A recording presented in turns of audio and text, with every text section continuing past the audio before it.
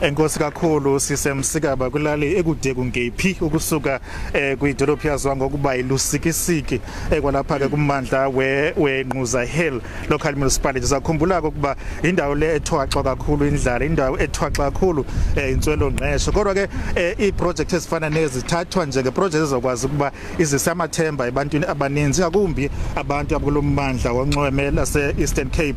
Izakwazi kwakhona ukuqinisekisa ukuba kukho ukurhwebelana okukhawulezayo ngokuhamba ngamandla phakathi kwezi provinces ezidibanisa iphondo laKwaZulu Natal nephondo laseMpuma Koloni. Kodwa ke ndinaye ke umphathiswa uFikile Mbalula ojongene nezothutho. Umphathiswa noko inkqubo le ehambela phambili xa ujonge nawe ndivile uthetha ngokuba noko niyazingca ngayo.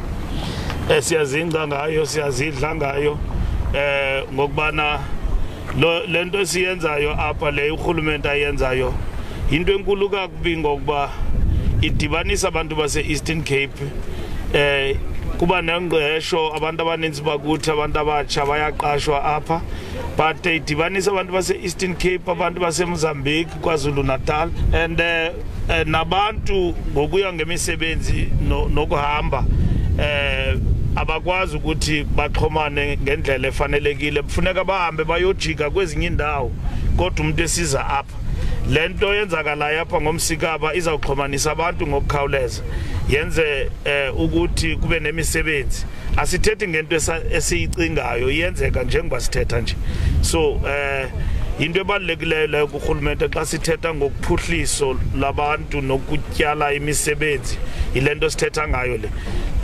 Zibe khona ingqubakaxaka neengxaki zokuthi abantu babe nezikhalazo zabo. Sinqubana nazo ke, sisebenza sisiya phambili silungisa ezo zinto. Silapha namhlanje umsebenzi uyaqhubeka. Ngo-2023 yonke lo msebenzi uzabe siwusonga siwugqibile. Ityalo mali apha sithetha nge-billions of rands esisifakileyo apha ekwenza ukubana le project iqhubeka iya phambili.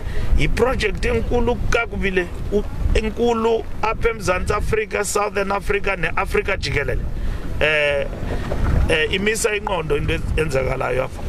Njengoba uthetha, sithetha ngophuhliso lwabantu nokuthi abantu abatsha kwezi ndawo nabo bakwazi ufumana izskills ezibafaneleyo kule project. Okay, masibulela kakhulu umphathiswa ngexesha lakho. Manibuyele kuwe e-studio.